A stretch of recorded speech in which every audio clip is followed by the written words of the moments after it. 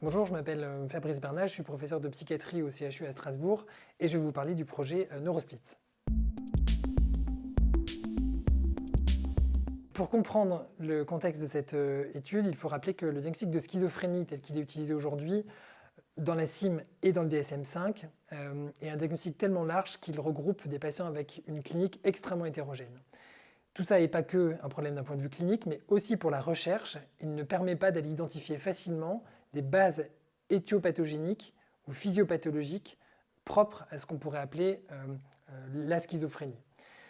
Nous utilisons à Strasbourg un modèle complémentaire de classification des troubles psychotiques qui est le modèle proposé par la classification des psychoses de Wernicke-Claes-Leonard qui permet d'identifier des phénotypes stables vie entière pour lesquels on pense que la recherche de fondements biologiques est la plus pertinente si on suit un peu cette piste. Si nous intéressons à ce point à cette classification de Wernicke-Claes-Leonard, c'est qu'elle nous semble extrêmement pertinente à la fois d'un point de vue clinique, mais également d'un point de vue de recherche, et c'est d'ailleurs illustré par le fait que 2 récents PHRC que nous avons obtenus à Strasbourg sont directement basés sur ces classifications. Donc dans cette étude, nous allons nous focaliser sur 2 phénotypes de schizophrénie, un premier qui s'appelle l'hébéphrénie et le deuxième qui s'appelle la catatonie périodique. Ces 2 phénotypes peuvent se ressembler puisque dans leur expression clinique en dehors des épisodes, ils se manifestent par un tableau de symptômes négatifs très prononcés, des patients qui ont peu de motivation, peu d'initiative et qui ont tendance à rester isolés chez eux à la maison. Malgré leur ressemblance, nous pensons qu'il y a 2 voies physiopathologiques qui expliquent ces symptômes négatifs qui sont distincts dans ces 2 formes. Dans l'hébéphrénie, on est sur une pathologie qui commence plutôt chez le sujet jeune, qui affecte surtout les émotions, et c'est des patients qui ont qui sont peu sensibles aux stimuli sociaux et qui vont avoir peu d'initiatives prosociales. Ils peuvent même avoir des comportements même parfois immoraux. L'autre phénotype s'appelle la catatonie périodique. Ce phénotype, c'est un des phénotypes les plus aboutis et les plus explorés dans la classification de Wernicke-Claes-Leonard. Pourquoi? Parce qu'il a comme caractéristique très importante. C'est un phénotype qui est extrêmement irritable. On trouve de très nombreux apparentés atteints dans ce phénotype, avec des familles qui, sur plusieurs générations, peuvent présenter des troubles. On observe un phénomène d'anticipation. Ça veut dire que la maladie se déclare toujours de façon plus jeune, plus la maladie se transmet à travers les générations. Troisièmement, on a un marqueur génétique identifié pour cette maladie, probablement porté par le chromosome 15. Quatrième argument, on a un biomarqueur en imagerie cérébrale fonctionnelle qui a été reproductible à l'échelle de l'individu et qui dispose d'une sensibilité, d'une spécificité tout à fait satisfaisante, supérieure à 90%, et qu'on utilise aujourd'hui quasiment comme test diagnostique pour la catatonie périodique.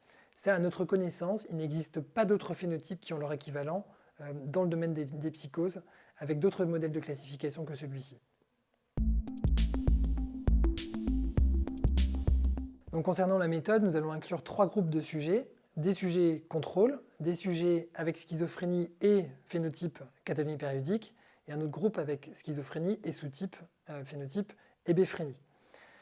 Première phase, évaluation clinique très détaillée selon les outils standards et évaluation clinique avec les outils spécifiques adaptés à la catatonie périodique et à l'hébéphrénie.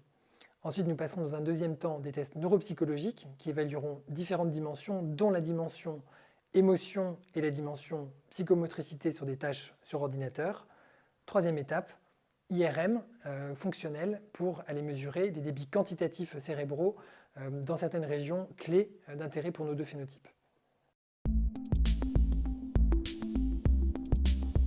Donc, les objectifs de cette étude sont de pouvoir caractériser les caractéristiques cliniques, neuropsychologiques et neurophysiologiques en imagerie de ces 2 phénotypes de schizophrénie.